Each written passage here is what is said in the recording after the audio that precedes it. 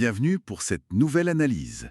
Aujourd'hui, on plonge dans les stratégies issues d'une formation assez marquante, celle du docteur Sven Gobel pour Zinzino, le fameux code de succès. Oui, bonjour. Et l'idée, c'est vraiment de décortiquer ça, de voir comment on pourrait transformer son approche dans ce milieu. Exactement. En se basant sur une idée forte. Parfois, il faut désapprendre.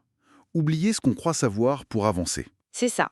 Et précisons bien, hein, on se base uniquement sur les propos de cette formation spécifique de Goebel. Parfait. Alors, première grosse idée qui ressort, la perception.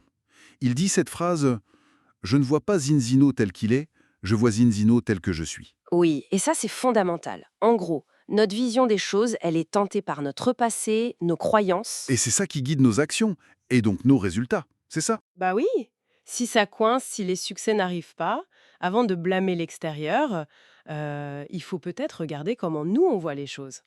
Remettre en question notre propre interprétation. C'est là qu'il fait le parallèle avec le tennis, hein, j'ai trouvé ça intéressant. Tout à fait, il dit, et c'est très juste, qu'un coach aura plus de mal à corriger un mauvais geste, une mauvaise habitude bien ancrée chez un joueur, Hmm. que d'apprendre la bonne technique à un débutant. Exactement. Bah, en marketing de réseau, c'est pareil. On peut avoir 15 ans d'expérience, Oui, mais si on plafonne, disons, à 1 500 € par mois, c'est peut-être que l'approche n'est pas la bonne, malgré les années. D'où le besoin de désapprendre, de changer de logiciel en quelque sorte. d'accord. Ça mène à la deuxième idée clé. Faire la différence entre parler produit et parler affaires. Oui, Et là, il va fort. Ne parlez de votre produit qu'avec des personnes que vous ne souhaitez pas avoir dans votre entreprise. C'est assez direct. c'est provocateur, oui, mais ça illustre bien son point. Il dit qu'il y a deux langages distincts. Lesquels? Alors, il y a le langage produit, très axé science, détails techniques, oméga 3, balance 6-3, la santé, c'est un peu le cours d'allemand, très précis. Et le souci avec ça? Ben, ça peut devenir compliqué. Tout le monde ne se sent pas l'âme d'un expert scientifique pour expliquer tout ça. Et donc, ça freine la duplication. Si c'est trop complexe, les gens hésitent à le reproduire. Logique. Et l'autre langage alors? Le langage à faire. Ah, là c'est différent. C'est le cours de maths. On parle vision, potentiel, partenariat. On met en avant les chiffres clés de Zinzeno. Comme par exemple, ben, la croissance de l'entreprise, hein, passer de 120 millions à presque 240 millions d'euros de CA en 3 ans, c'est pas rien. Et effectivement, Il parle aussi du bon positionnement, le sweet spot du marché, et de l'ambition de devenir une boîte milliardaire. Ça parle aux entrepreneurs, tu vois. je vois. C'est l'analogie avec McDonald's qu'il utilise aussi. Oui, c'est ça. On ne vend pas juste des burgers, on vend la franchise, le réseau de restaurants, l'affaire, quoi. Mais est-ce qu'on ne risque pas de mettre le produit de côté? Si on ne part que business? Non, en fait, l'idée, c'est pas de le nier, c'est de savoir quand en parler. Pour les détails techniques sur le produit, on utilise des outils, des vidéos, des PDF. D'accord, on externalise cette partie technique. Voilà, pour que le partenaire puisse se concentrer sur la duplication de l'affaire, qui doit être simple. Très clair. Et comment ça s'applique concrètement, pratiquement? Avec le pack Ultimate, par exemple. Ah oui, le pack Ultimate. L'idée, c'est de changer la perception. C'est pas juste un gros achat au début. C'est vu comment alors? Plutôt comme une sorte de caution.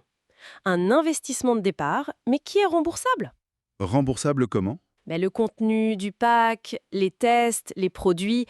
L'idée, c'est pas de le consommer soi-même ou de le vendre directement. Ah bon? Non, c'est de le partager. C'est ton matériel de travail. Tu donnes les tests, tu fais goûter les échantillons, gratuitement. C'est comme ça que tu lances les conversations. Et cette caution, tu la récupères avec les premiers clients ou partenaires que tu signes grâce à ça. Malin. Et ça joint la stratégie de la promesse pour aborder les gens, surtout les proches. Exactement. Pour éviter le côté «je te vends un truc», l'approche est «tiens, je t'offre ce test sanguin et un échantillon d'huile, fais-le».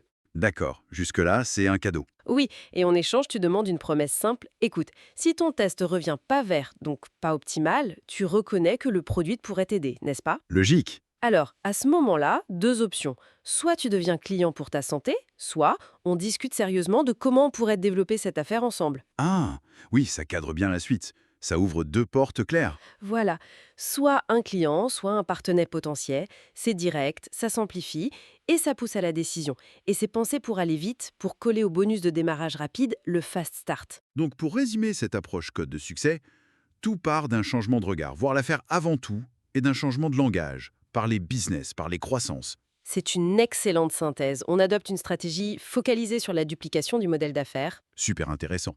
Et ça nous laisse peut-être avec une question. Pour ceux qui nous écoutent, quelle est l'histoire que vous vous racontez, là, maintenant? Est-ce que c'est celle qui vous mène où vous voulez aller? Ou une histoire qui vous garde, là où vous êtes? Bonne question de réflexion finale. Qu'est-ce qu'on communique vraiment? L'histoire du produit ou l'histoire d'une opportunité en pleine expansion? À méditer.